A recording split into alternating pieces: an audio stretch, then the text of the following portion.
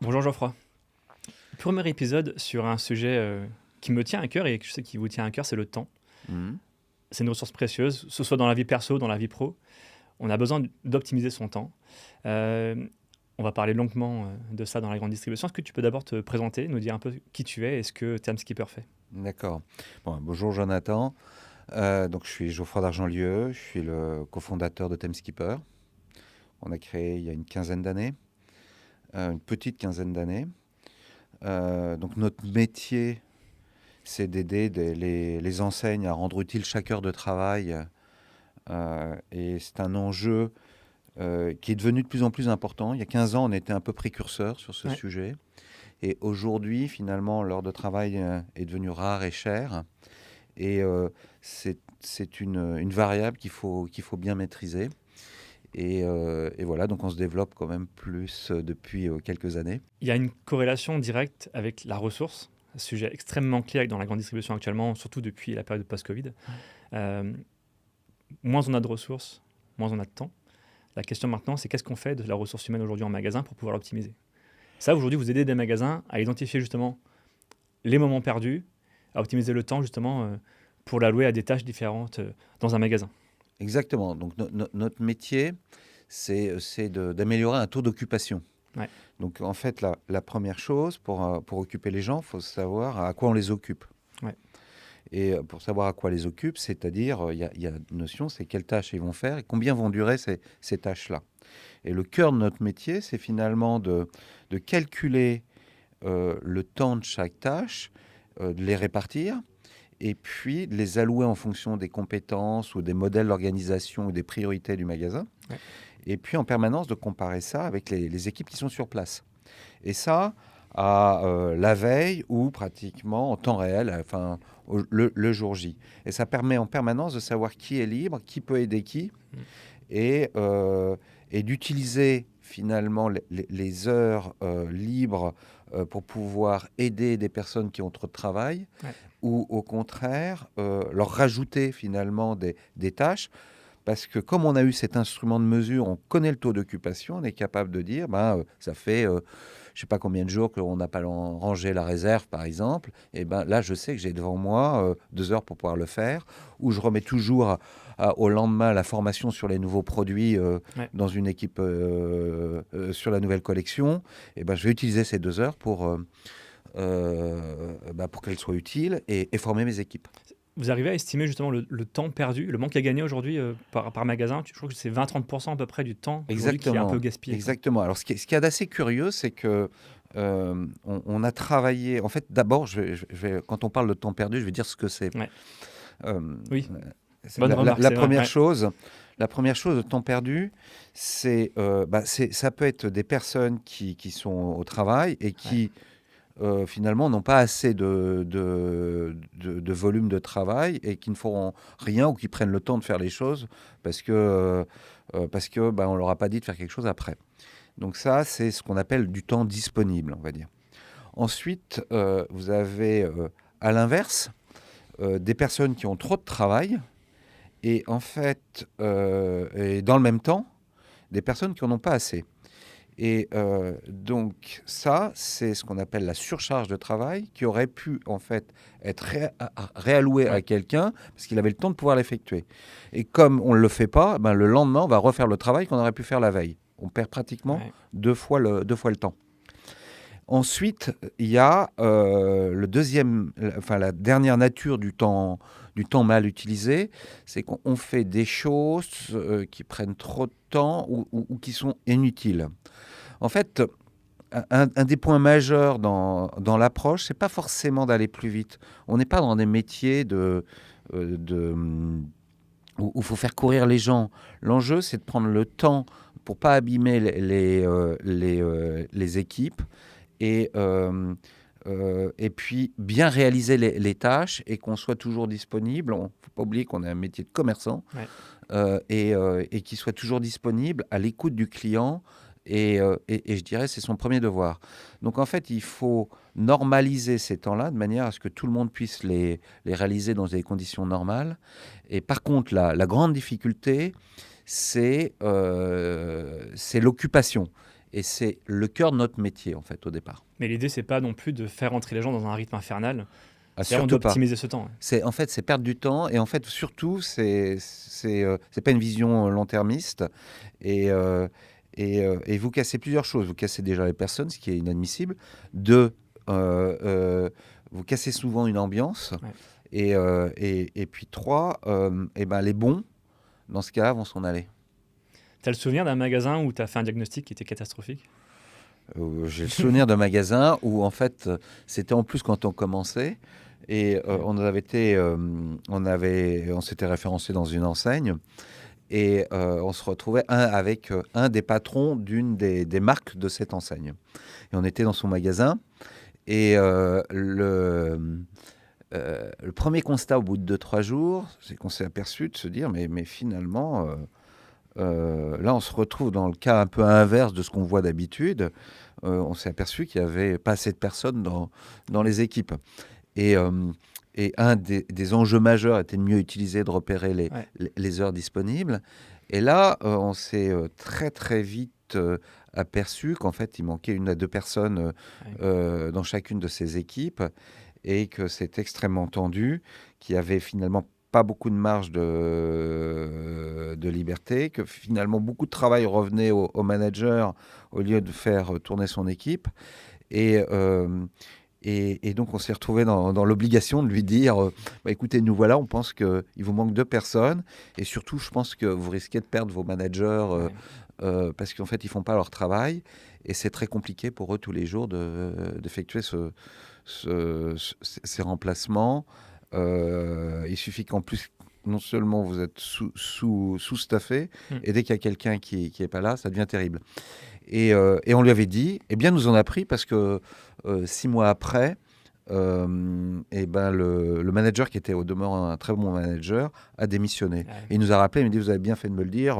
J'étais pas très content quand vous me l'avez dit, mais c'était le cas. Et donc l'enjeu, vous voyez, avant tout humain. En fait, la gestion du temps, c'est complètement...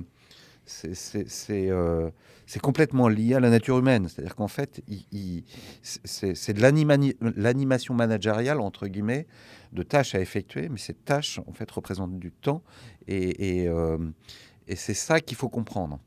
On va revenir après au sujet principal du podcast, mais j'ai plein de questions à te poser. C'est difficile pour un patron de magasin de prendre du recul et de détecter ces signaux faibles du comportement de l'équipe et du bien-être de l'équipe. Comment un magasin, aujourd'hui, il sait que les équipes sont dans le dur, à part le dire, mais comment on fait pour remonter ce genre d'informations? Tu vois ce que je veux dire? Ouais. Alors, tu as 2 choses. Je pense que tu as déjà le comportement des équipes, des managers. Quand on voit son manager qui remplace en permanence ses équipes et qui n'a pas le temps de faire son travail, en final, on le met dans une situation où, en fait, il devient un employé plus, et la prise en compte, la formation des équipes se dégrade. La formation des équipes se dégradant, la qualité de la tenue du rayon, du magasin se dégrade aussi. Et en fait, on passe dans une situation où tout se délite au fur et à mesure. C'est un KPI que tu peux identifier, tu vois, le NPS, ou est-ce que tu penses qu'il y a un KPI que tu peux vraiment... C'est les clients qui, je dirais, effectivement, je dirais, la note finale, c'est toujours le client qui la donne. Ouais. Donc ça, tu as tout à fait raison. Et donc, il y aura plus de ruptures. Les planches dans le frais seront pas forcément toujours bien nettoyées. On se retrouvera le matin avec des palettes jusqu'à midi dans le magasin. Enfin, il y a toute une organisation qui se délite et des irritants qui se développent. Ouais. Et le client le ressent. Et par-dessus le marché, les équipes.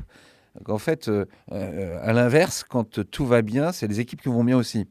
Et une bonne allocation des tâches, du temps, et cette gestion-là permet en fait de rattraper cette dégringolade. Tu vois, dans ton discours, tu parles beaucoup de GSA entre les lignes. Ouais. Il y a 2 différences quand même importantes entre la GSA et la GSS. Ouais. Je sais que tu es très sensible à la notion de flux de marchandises d'un côté, flux de clients de l'autre. Ouais.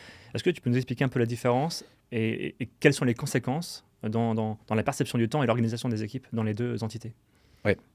Alors, en fait, ce qu'il faut effectivement comprendre, c'est que la charge de travail dans l'alimentaire est liée directement aux produits. En fait, on reçoit les produits, Ouais. on les met en rayon, on peut les transformer dans les stands trad, et puis après, on les passe en caisse. Et en fait, globalement, en suivant le produit, on suit la charge de travail. Euh, et en plus, dans l'alimentaire, il y a beaucoup, beaucoup de références, beaucoup de rotations. Oui. Donc, en fait, c'est tout ça qu'il faut qu'on suive. Et donc, je résume, hein, un produit, charge de travail, on le suit, et puis voilà. Et donc, dans la distribution spécialisée, il y a un élément qui est complémentaire, c'est qu'effectivement, il y a bien sûr des produits qu'on met en avant, qu'on installe, une nouvelle collection qu'on développe. Il y a des tâches de rangement, mais les rotations sont quand même Beaucoup plus lentes. beaucoup Ouais. plus lentes. Ouais. Les stocks plus Et, importants aussi, souvent. et donc, il y a un temps vraiment qui existe lié à la nature du produit, en suivant le produit. Et la deuxième chose, c'est effectivement le flux client. Le flux client, en fait, c'est quoi? C'est la capacité à pouvoir conseiller le client quand il arrive dans le magasin. Donc, il faut assurer cette rencontre. Il faut donner du temps pour que le conseil à la vente s'effectue. Et ensuite, effectivement, il y a la deuxième partie qui est un peu qu'on retrouve à la fois dans l'alimentaire et dans les caisses. Il y a le passage en caisse. Et là, le passage en caisse, il est lié. Il y a plus de produits dans la distribution alimentaire, donc plus de produits qui passent. Donc, et par contre, dans la distribution spécialisée, il y a souvent moins de volume. Et donc, c'est plutôt le flux client qui a un impact sur le temps de caisse. Donc, en fait, pour résumer, hein, c'est dans la distribution spécialisée, il faut suivre ces deux flux-là, qui sont générateurs de charge de travail. Et en fait, donc, il y en a un, c'est du flux réel, parce qu'en fait, généralement, c'est les produits qu'on va recevoir. Et donc, l'autre, c'est un flux qu'il faut imaginer, en fait. Donc, c'est des données prévisionnelles. Et ces données prévisionnelles, eh ben, nous, on travaille, c'est à partir de techniques, d'algorithmes un peu sophistiqués. Ok. Et donc des suites algorithmiques un peu sophistiquées, du machine learning, qui permet de bien prévoir ce flux client. Et après, à partir de base de chrono, tout notre métier, c'est le chronométrage, en fait, hein, c'est de savoir combien de temps ça prend. On est capable d'allouer le bon nombre d'heures au conseil à la vente dans les différents rayons ou univers de ces magasins. C'est plus difficile à piloter, selon toi, une GSS? Oui. En fait, c'est pas la même chose. C'est-à-dire qu'en fait, il y a une formation produit et un métier de vente qui est quand même à développer. Et c'est quelque chose qui est extrêmement important pour le magasin. En alimentaire, il y a bien sûr une formation à donner sur l'ensemble des tâches, mais je dirais cette deuxième compétence qui est finalement l'ouverture au client et sa capacité à le conseiller est moins présente, même si aujourd'hui on voit certaines enseignes de l'alimentaire qui changent leur fusil d'épaule et qui le font bien et qui se disent faut remettre des personnes sur la surface de vente. Et dans certains secteurs, dans le textile par exemple, il y en a certaines maintenant qui vont changer et qui vont mettre plus de personnes sur la surface de vente pour développer le conseil à la vente.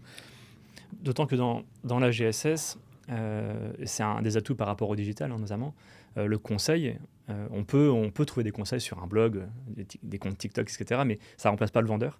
Cela dit, est-ce qu'un vendeur peut passer demain 30 minutes avec un client? Est-ce qu'il y a une dimension héroïste, j'imagine, dans le conseil client? Quelle est la bonne démarche, la bonne pratique aujourd'hui? Est-ce qu'on peut que conseiller du client? Ça ne suffit pas? Il ne faut jamais frustrer un client déjà. Donc en fait, nous, on a fait plusieurs milliers d'observations et de chronométrages dans les ventes. Effectivement, si je prends le cas par exemple de vente de tennis, vous pouvez avoir le cas de la personne qui s'est très bien renseignée, qui joue depuis 5 années, il sait quelle marque acheter, il va regarder, il n'a pas finalement besoin de conseils.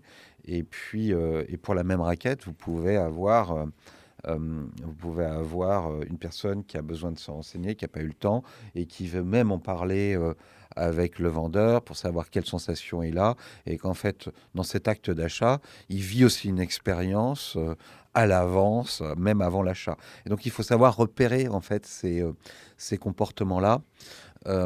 Et, et bon, alors après, si vous voulez, là, je parle de deux extrêmes. Hein. Et la réalité est souvent entre les deux. Et donc, il y a des moyennes qui sont Ouais. à peu près correctes. Mais on n'est pas dans la... On pourra pas dire de manière très très juste, voilà, il va y en avoir X personnes qui ont besoin de cette information, de passer 30 secondes, et X Ouais. personnes qui vont passer. Il faut savoir s'adapter. Hein. La première chose, c'est l'écoute, la compréhension, et puis s'adapter. Donc, ça fait partie de la formation du vendeur sur la surface de vente. On en revient un peu à l'organisation en fonction de la taille du point de vente. Forcément, quand on est un petit point de vente, on n'a pas la même organisation, la même polyvalence que quand on a un plus grand point de Exactement. vente. Quelles sont pour toi les grandes organisations à avoir selon la taille du point de vente? Alors, effectivement, alors déjà,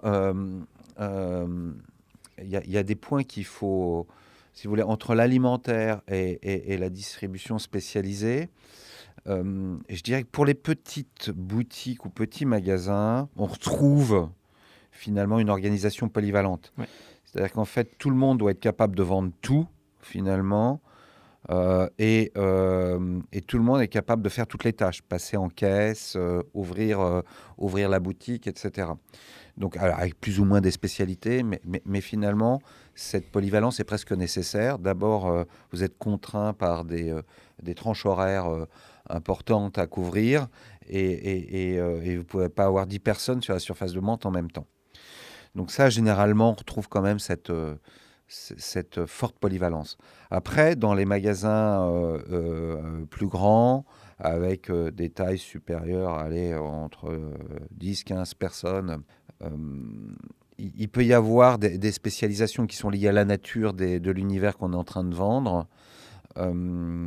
Si vous prenez un petit magasin de bricolage, eh ben, il peut y avoir des spécialistes qui sont sur l'outillage et d'autres sur la peinture, sur d'autres univers. Et donc, on commence un peu à spécialiser, et même s'il faut pouvoir garder une certaine flexibilité pour pouvoir renforcer les personnes au moment où il y a un afflux client sur un univers ou donner un coup de main en caisse. Ouais. Et donc, en fait, on est dans la polyactivité, enfin, de la polyvalence, mais en second degré, on pourrait appeler ça de la polyactivité, où on a un secteur de prédilection, des responsabilités de prédilection, mais on est capable d'avoir une seconde compétence pour aller aider une autre personne dans le magasin. Là, tu commences un peu à parler de Timeskeeper. Bien. C'est un outil de workflow management. Est-ce que tu peux nous expliquer ce que c'est, ce Alors, genre d'outil, et qu'est-ce qui vous différencie par rapport à d'autres alors, outils? tu as dit workflow, il y a workload. Ok. Et en Workload. fait, c'est plutôt du workload que du workflow, parce Ok. qu'en fait, nous, notre cœur de métier, c'est la mesure. Notre logo, c'est un chronomètre, Ouais. un chronomètre avec un S au milieu. Ouais. Et le temps, on ne peut le maîtriser que si on le mesure d'une certaine manière. Et donc, la première chose qu'on fait, c'est mesurer le temps des tâches et se donner le moyen de l'estimer.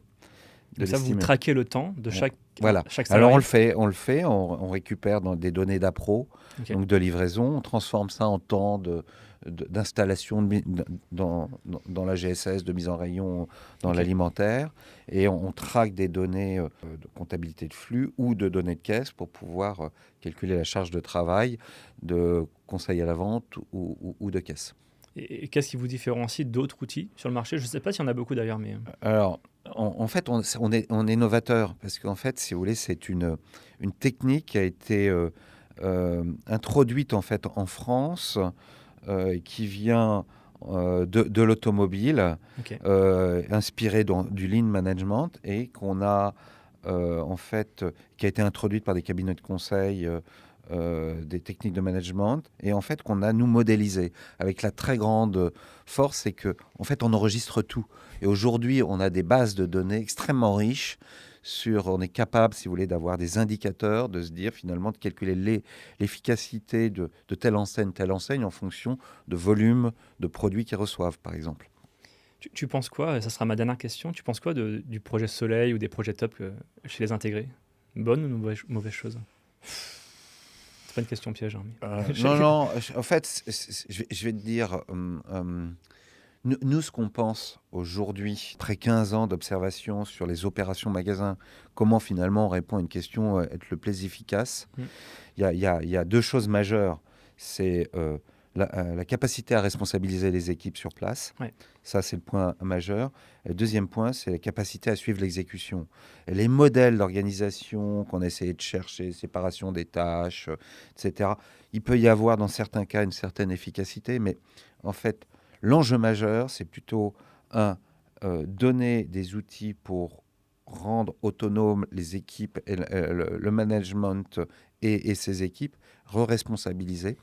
Et deuxièmement, pouvoir suivre que les choses ont bien été faites et pouvoir décider localement d'amélioration comme ça. Et dès que cette responsabilisation est prise, et ben ça marche. Et aujourd'hui, nous, on a des exemples de magasins où ça, c'est tellement évident.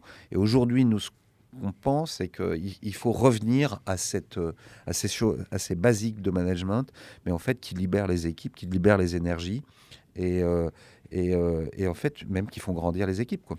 Tu disais ça m'avait pas mal interpellé, tu parlais du management du laisser-aller. Ouais. Aujourd'hui, il y a tellement peu de temps finalement que les managers ont à allouer à leurs équipes que finalement c'était l'autonomie un petit peu désorganisée. Voilà. Et l'objectif maintenant, c'est plutôt de responsabiliser, d'autonomiser plus les salariés. Et c'est pas la même chose.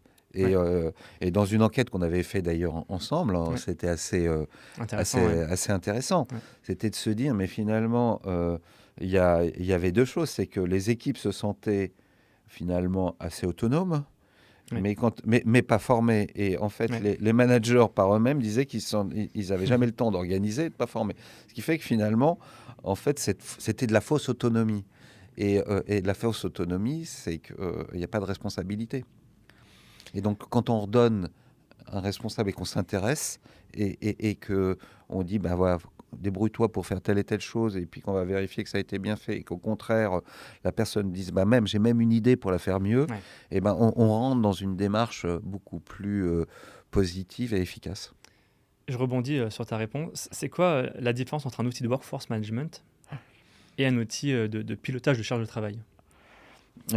C'est, je dirais, la différence entre le contenant et le contenu. Alors que je t'explique en deux mots, l'outil de workforce management, son rôle, c'est de dire finalement, c'est d'estimer un nombre de personnes et des horaires de travail qui seront nécessaires tous les jours et selon certaines périodes dans le magasin pour travailler. Et l'outil de pilotage de la charge de travail, en fait, il y a pour objectif de dire, mais qu'est-ce que je vais faire pendant ces heures de travail, donc d'allouer des tâches et de calculer leur temps tous les jours. Et donc, c'est le contenu. Donc ça, c'est les deux points majeurs. Après, ce qu'il faut comprendre, c'est que ils sont pas du tout opposés. C'est-à-dire que les deux cherchent à améliorer le taux le taux d'occupation des équipes. Il y en a un qui est sur un horizon de temps, généralement qui est lié à toute façon à des contraintes légales qui peuvent être 15 jours, 3 semaines, une semaine selon les pays, les contraintes même groupes, etc. Et l'autre, il est dans une unité de temps complètement différente. Il est à J-1 ou en temps réel. Et le but, c'est vraiment de cette amélioration continue, ce fil rouge, ce socle, des fondations solides pour que l'équipe soit soudée, soit en tout cas taillée pour être plus productive, si je puis dire. Oui, par exemple, pour un collaborateur, le workforce management, il va garantir que le respect des règles légales sont faites. Et puis, s'il ne veut pas travailler le mercredi, ou qu'il y ait une rotation tous les week-ends pour prendre en charge cette égalité-là, ça va être géré finalement au niveau d'un outil de workforce management.